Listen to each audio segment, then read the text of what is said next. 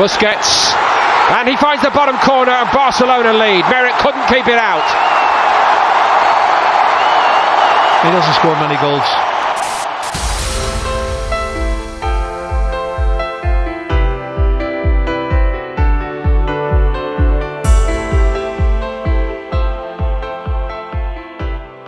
Dia merupakan penyeimbang di antara ide setiap hadirnya wajah baru di dalam skuad Barcelona.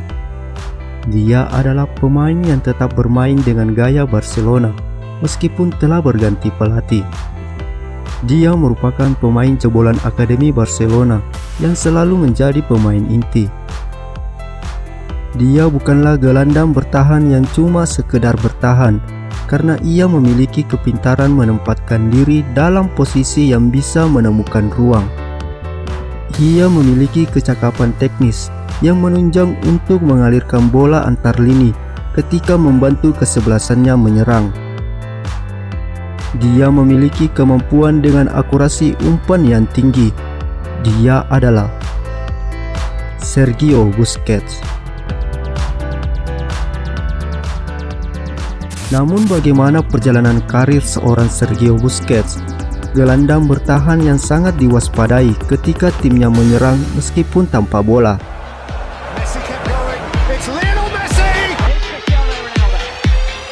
Busquets, and he finds the bottom corner. Sergio Busquets memiliki latar belakang keluarga sepak bola generasi kedua. Sergio lahir dan dibesarkan di kota Sabadell, Barcelona. Ia dan kakaknya Aitor Busquets memiliki masa kecil yang indah. Sejak kecil, Sergio memiliki keinginan mengikuti jejak ayahnya sebagai pesepak bola. Tak banyak yang mengetahui kalau ayah Sergio merupakan mantan kiper Barcelona di tahun 1900-an. Meskipun sebagian besar karirnya di Barcelona digunakan sebagai cadangan. Ayah Sergio ingin anak laki-lakinya mengikuti jejaknya membela Barcelona, tetapi bukan sebagai cadangan. Olehnya itu, ia memastikan Sergio memulai karirnya di klub Akademi Barcelona muda yang lebih rendah.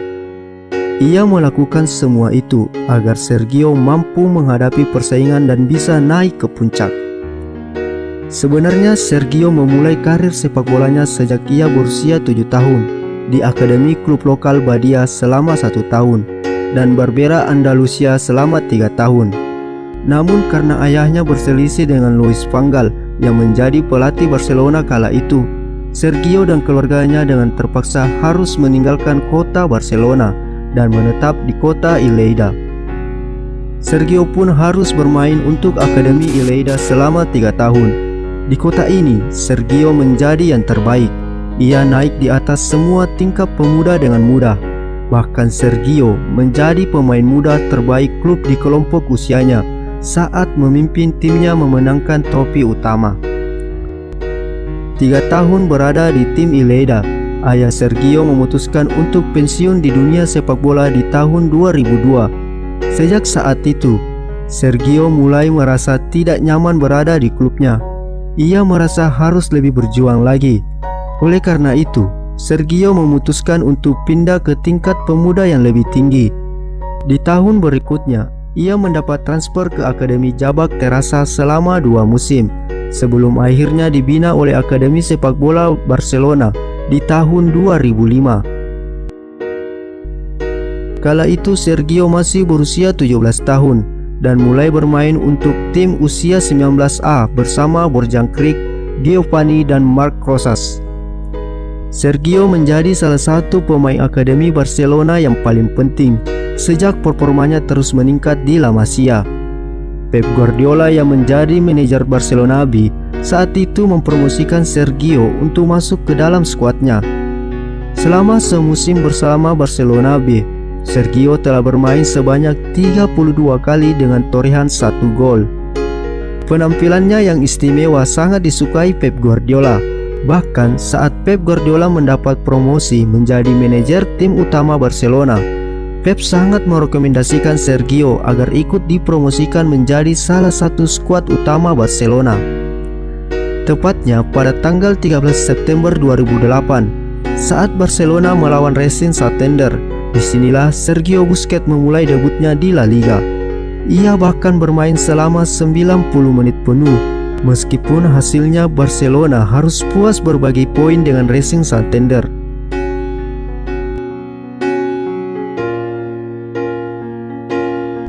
Gol pertama Sergio saat berseragam Barcelona pada laga Liga Champions atas FC Basel 22 Oktober 2008 yang dimenangkan Barcelona dengan skor telak 5-0. Debutnya bersama Barcelona berbuah manis, seakan Sergio membawa keberuntungan bagi timnya. Bagaimana tidak, musim itu juga Barcelona meraih treble winner setelah menjuarai La Liga, Copa del Rey dan Liga Champions. Saat itu Sergio memang tidak bersinar seperti seniornya Xavi Hernandez dan Andre Iniesta. Namun, tak selamanya yang riuh dan ramai itu menunjukkan kekuatan.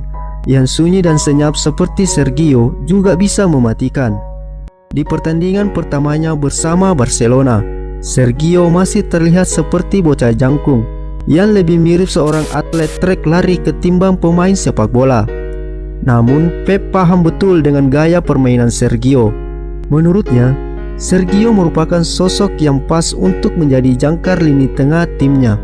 Hari itu juga, Toure harus waspada dengan bocah baru ini saat dirinya hanya bisa duduk di bangku cadangan melihat pemain lini tengah Barcelona yang diisi Xavi Hernandez, Seydou Keita dan Sergio yang begitu solid.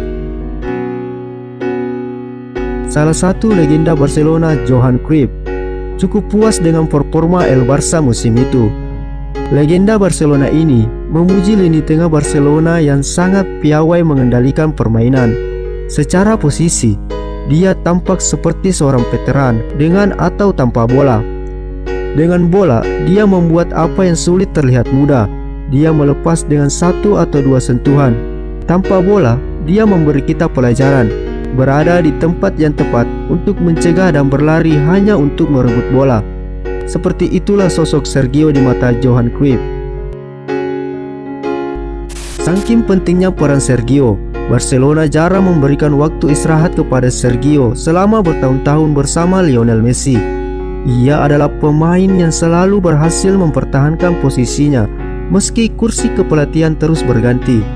Bahkan tim nasional Spanyol pun cukup bergantung pada kemampuan pemain berpostur tinggi ini. Vicente del Bosque, mantan pelatih timnas Spanyol, pernah mengatakan, "Kalau kamu cuma menonton pertandingan secara umum, kamu tidak akan melihat Sergio. Tapi kalau kamu menonton Sergio, kamu akan menyaksikan seluruh pertandingan."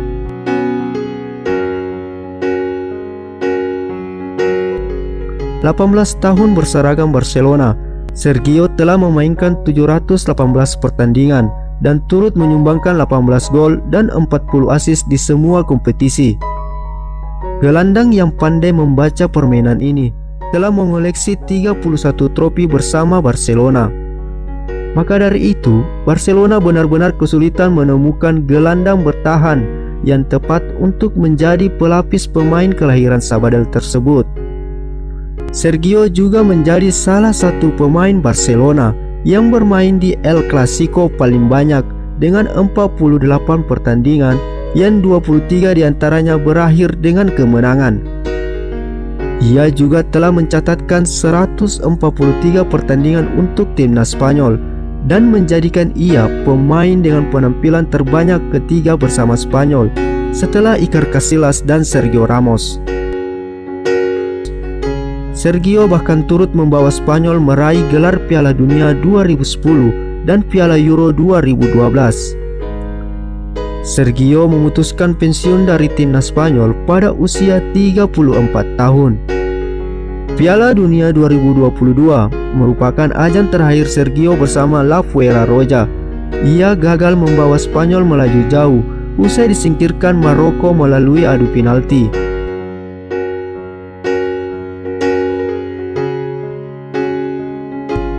Kini, Sergio resmi berseragam tim asal Amerika Serikat Inter Miami pada 16 Juni 2023 dengan kontrak berdurasi 2 tahun. Keputusan Sergio bergabung dengan Inter Miami membuatnya bermain kembali dengan rekan setimnya di Barcelona Lionel Messi.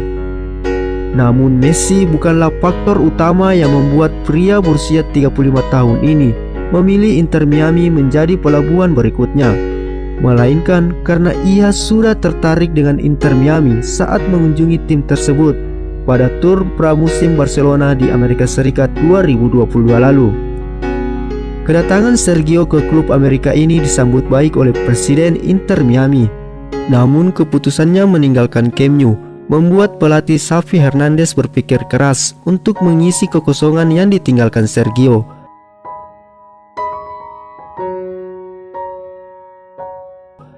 Kini Sergio Busquets menjadi legenda Barcelona yang sulit terlupakan bagi pecinta Barcelona.